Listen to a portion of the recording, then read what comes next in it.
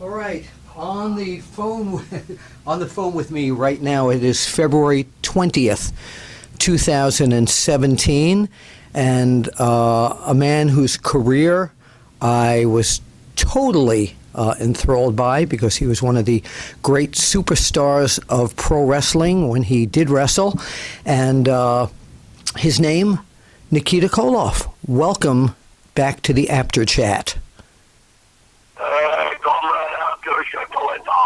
That is you. That is you. So today it was a very poignant day in our lives. The memorial service for Ivan Koloff was today, and I wonder if you could tell us, you were there, so can you tell us something about it? I was there, and it couldn't have been a more beautiful day. I mean, sunshine. It was maybe 70 degrees, and I mean, it was just, it wasn't, they didn't broadcast it to the wrestling nation, the wrestling universe. They wanted to keep it, a little bit more.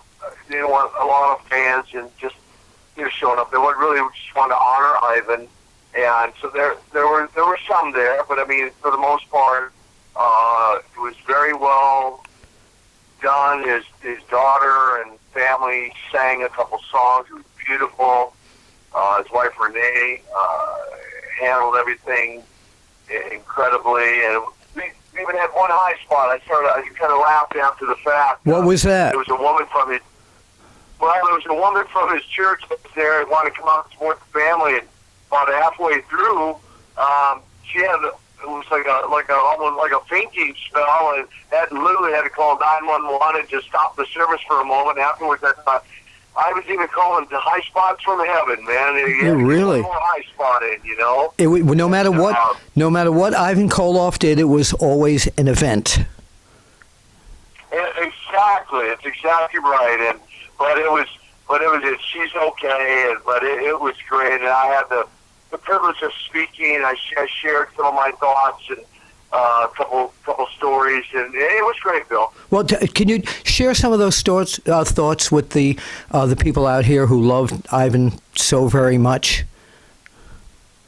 Well, I just reflected on a couple things, and for those who maybe know most of the story or more of the story, maybe they don't know any of the story. But one of the things I shared was, without Ivan Koloff, there would never have been a Nikita Koloff. Yeah. There would have never been the nephew Nikita. And, the whole idea of, and it's funny because I still get people go, was he really your uncle? And, and I shared that. I said, he wasn't my uncle by blood, but he was every bit of an uncle to me as any uncle that I ever had. And so, because he was my mentor, he was my friend. He taught me, no pun intended, the ropes in wrestling. Yeah. He was a marvelous comrade, and so I said, without that storyline, without the nephew of Uncle Ivan, there would be no Nikita. So I shared that story, and the infamous day that I showed up at the office in Charlotte, where I just a week ago happened to drive by where that original office was. I shared that, and then literally just now, Bill, 5 minutes before you called, I just stopped and took a picture of Dorton Arena in Raleigh, North Carolina. I'm on my way home from the celebration of his life, and I just stopped and literally took several pictures of the Dorton Arena where I debuted with Uncle Ivan in the corner. Wow. Wow. And so I just shared that, the memory of driving by that on the way up, and I just stopped just now. I go, you know what, I got to get a picture of that. So I stopped and took several snapshots of the Jordan Arena in Raleigh. That's amazing. Who put you together with Ivan? I mean, I know it was Jim Crockett Promotions, but whose idea was it behind that brilliant idea?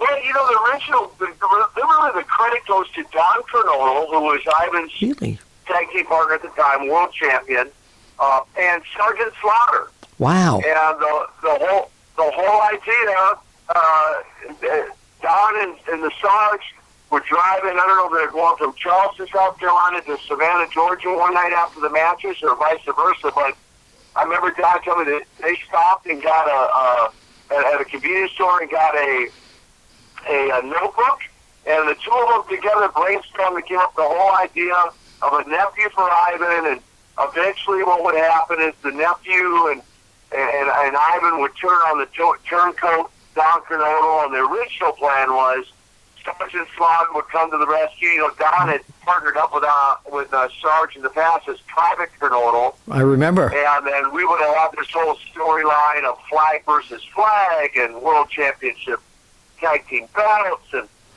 so that was the original. So Sergeant Slaughter and Don Elton. Wow, that's great. Don Kernodle. And see, I remember this because I was there for so much of your career when you started as Ivan's nephew there. And what a great pairing the two of you were. And eventually they brought in Crusher Khrushchev as well.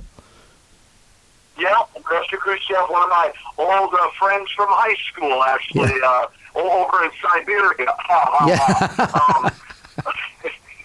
Billy Darshall became, and it was funny, when he first came, we brought him in, he's like, dude, I should have known it was you, because he knew how intense I was on the football field, and so, because, you know, down in Louisiana, he was teaming at the time with Nikolai Volkov or Bill Watts in the Mid-South, and they were like, hey, we heard this, there was this, like real Russian, like this shoot, you know, up in the Carolinas. Yeah. Lo and behold, it's you, and I should have known, so...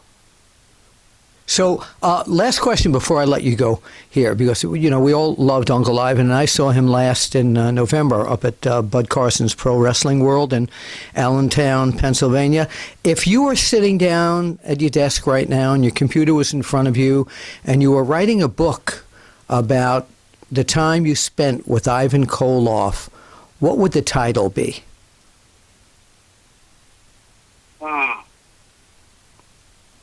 His induction, not into the Hall of Fame, Bill, but into the Hall of Faith. I shared with the crowd today. I said, I know many people are upset. Many people in the wrestling universe are, you know, upset that he was never inducted while he was living, anyway, into the WWE Hall of Fame. And as disappointing as I know it is for many of the folks, the fans in the wrestling universe, you know, he had a storied career in pro wrestling. Sure did. But one of the things that left an indelible mark on me was what I said today, his induction into the Hall of Fame, because he gets to rub shoulders now with legendary men like the Apostle Paul and Moses and Father Abraham and King David and many others. And so that's what the title would be. He didn't make the Hall of Fame, but he did make the Hall of Fame. Well, you know what? As of today, February 20th, 2017, I'm going to officially start the Aptors Alley Hall of Fame, and the very first induction is Ivan Koloff. Oh, that's only fitting, Bill, and that's awesome, and anything I can do to support you and support it, you let me know, because I just want to continue to support everything you do, and I know you do so many wonderful things for the wrestling world, and I can't thank you for that, and the opportunity to share a little bit of Ivan's celebration today. And I'm going to say this while everybody's listening or watching to this, that out of all the people that I've met in 50 years of doing this, when you talk about the top 5 of the nicest people in the whole world, it's this guy, Nikita Koloff. You've always been, and I've never heard anybody say any bad things about you. You've always been a straight-up guy and friendly to everybody. So thank you for sharing today's memorial service with us. And we just want to say we love you, Ivan Koloff. So you have to sign off the only way you can. Would you mind doing that? Go right out there. The Russian nightmare, Nikita Koloff, says, shut the light off. Nikita Koloff with Bill Apter down here at Apter's Alley. We'll see you at the matches.